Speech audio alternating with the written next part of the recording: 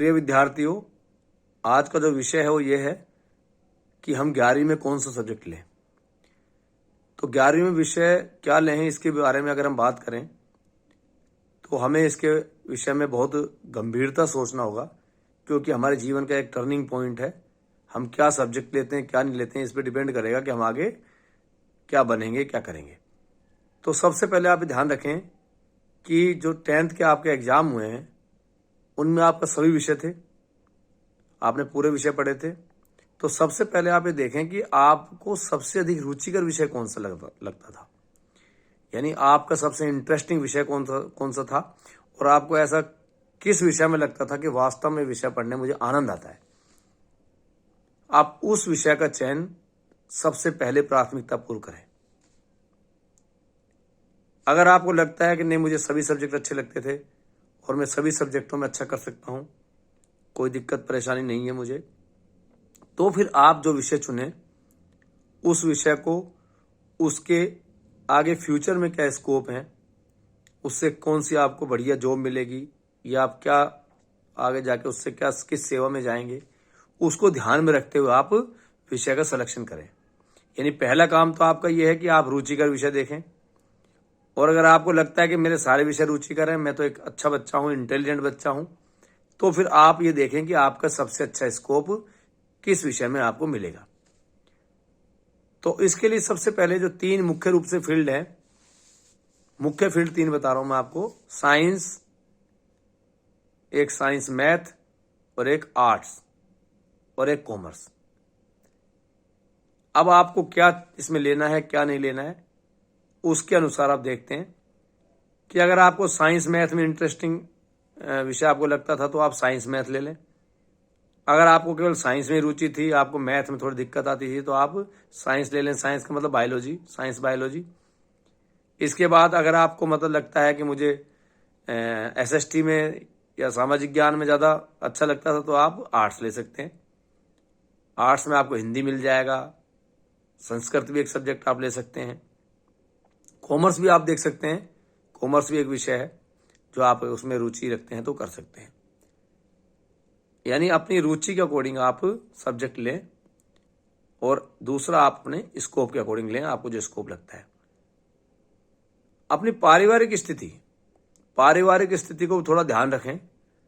आपको लगता है कि मेरे परिवार के अनुसार मुझे तुरंत जॉब चाहिए, मुझे बहुत अर्ली जॉब चाहिए, तो फिर उसके अकॉर्डिंग आप सब्जेक्ट लें, जिससे कि आप जल्दी से जल्दी जॉब प्राप्त करें। और आपको लगता है नहीं, मेरे घर में खूब अच्छा सपोर्ट है, मैं अच्छी लंबे समय तक पढ़ाई कर सकता हूं, तो फिर उसके अनुसार विषय लें। यानी घर की फाइनेंशियल स्थिति आपकी क्या है, पैसा किस प्रकार है, या आपको नौकरी की आवश्यकता कितनी जल्दी है या देर से है, उसको भी ध्यान में रखें। क्योंकि अगर परिवार जो आपका कमजोर है, पीछे से आर्थिक स्थिति कमजोर है, या आपको पता है कि जैसे मान लो कोई छात्राएं हैं, उनको लगता है कि हमारे जो पेरेंट्स हैं वो ज़्यादा हमको नहीं पढ़ाएंगे, जल्दी मैरिज करने की सोचेंगे 20-22 साल में, तो उसके अकॉर्डिंग आप सब्जेक्ट लें। यानी कि 11th-12th में पढ़ने के बाद आप की जॉब लग सके। जैसे मान लीजिए ग्रामीण परिवेश में कोई हैं बच्चे, तो उनको ट्यूशन्स की व्यवस्था नहीं हो पा रही है मान लो, तो कठिन सब्जेक्ट लें, तो विद्यालय में पढ़ने के अलावा ट्यूशन्स भी थोड़ा उसकी आवश्यकता पड़े, एक्स्ट्रा कोचिंग की आवश्यकता पड़े, तो वो उसकी सुविधा होनी चाहिए। और अगर आपके पेरेंट्स करवा सकते हैं आपको थोड़ा दूर भेजकर, तो फिर वो बहुत अच्छा है। तो आप इन चीज़ों को, थोड़ी परिस्थितियों को ध्यान में रखें। अगर आप साइंस लेते हैं, साइंस बायोलॉजी, तो उसके जो स्कोप हैं वो मैंने एक वीडियो में डाले हैं, आप देख सकते हैं उसमें कौन कौन से स्कोप हैं।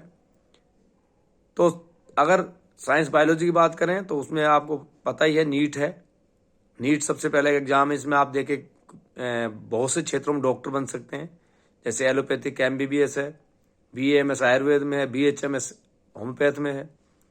इसी प्रकार और भी बहुत कोर्सेज हैं, पैरामेडिकल कोर्सेज हैं, लैब टेक्नीशियन बन सकते हैं आप DMLT करके। B फार्मा में जा सकते हैं, D फार्मा कर सकते हैं।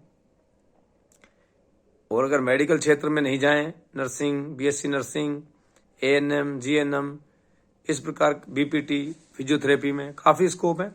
लेकिन आप नर्सिंग में नहीं जाएं तो फिर आपका जो अगला टारगेट है वो रहता है कि आप BSc कर लें, और BSc करके आप B.Ed कर लें, या डायरेक्ट 12th के बाद BSc BEd वाला कोर्स कर लें, 4 वर्षीय है जो है, या आप STC कर लें 10+2 के बाद, तो आप एक टीचर बन जाएं। इसके अलावा बैंकिंग क्षेत्र है, बैंकिंग क्षेत्र में आप जा सकते हैं। SSC का क्षेत्र है 10+2 के बाद। राजस्थान में वैकेंसी आती हैं LDC की, स्टेनो टाइप कर सकते हैं आप। तो ये 10+2 के बाद काफ़ी जल्दी जॉब प्राप्त करने के लिए आप सरल सब्जेक्ट भी ले सकते हैं, जैसे आर्ट्स ले लिया। मान लो किसी को अच्छा सपोर्ट है, वो IAS बनना चाहता है, IPS बनना चाहता है, एक अच्छी जॉब में जाना चाहता है, तो थोड़ा समय का धैर्य रखना पड़ता है और अच्छी कोचिंग लेनी पड़ती है, अच्छा पढ़ाई करनी पड़ती है उसके लिए। तो उसके अनुसार सब्जेक्ट जैसे आर्ट्स ले ले, तो आर्ट्स लेके वो आगे आराम से तैयारी करके IAS IPS बन सकता है। कॉलेज लेक्चर बन सकते हैं आप, लंबा पढ़ने के बाद। BSc के बाद MSc कर ली, BA के बाद MA कर ली, उसके बाद PhD कर ली, नेट कर लिया, तो आप कॉलेज लेक्चर बन सकते हैं। इस प्रकार बहुत से स्कोप हैं। 10+2 के बाद आप पॉलिटेक्निक कर सकते हैं, BTech आप कर सकते हैं। अगर साइंस मैथ की बात करें तो पॉलिटेक्निक तो कोई भी कर सकता है, प्रत्येक सब्जेक्ट वाला, लेकिन जैसे मान लो स्पेशलिटी है साइंस मैथ की, तो आप पॉलिटेक्निक कर लें, BTech कर लें, IIT के द्वारा आप अच्छे इंस्टीट्यूट में जा सकते हैं। तो जेई है, जेई मेंस देके जेई एडवांस दोनों। तो इस प्रकार आप क्या कर सकते हैं कि एक अच्छा स्कोप प्राप्त कर सकते हैं।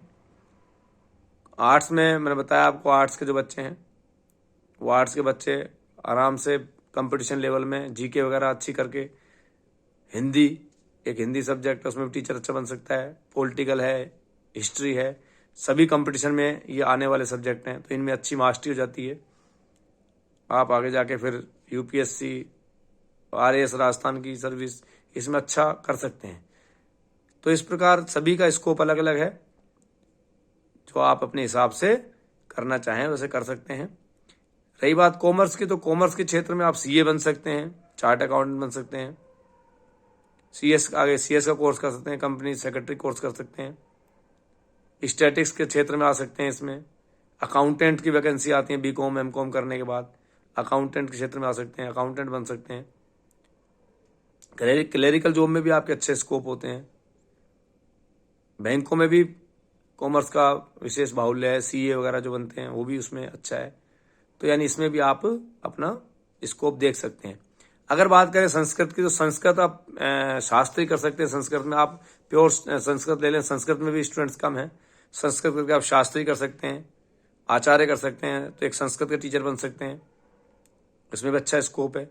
अगर एग्रीकल्चर की बात करें, कोई एग्रीकल्चर लेना चाहता है खेती के क्षेत्र में, तो उसमें भी अच्छा स्कोप है। आप 10+2 जो एग्रीकल्चर से कर लेंगे तो आप सुपरवाइजर बन सकते हैं, बीज निरीक्षक बन सकते हैं बीज के क्षेत्र में। इसके अलावा आप जेट का एग्जाम दे सकते हैं, BSc कर सकते हैं एग्रीकल्चर में, MSc कर सकते हैं एग्रीकल्चर में, साइंटिस्ट बन सकते हैं आप उस क्षेत्र में जाके, कृषि अधिकारी बन सकते हैं।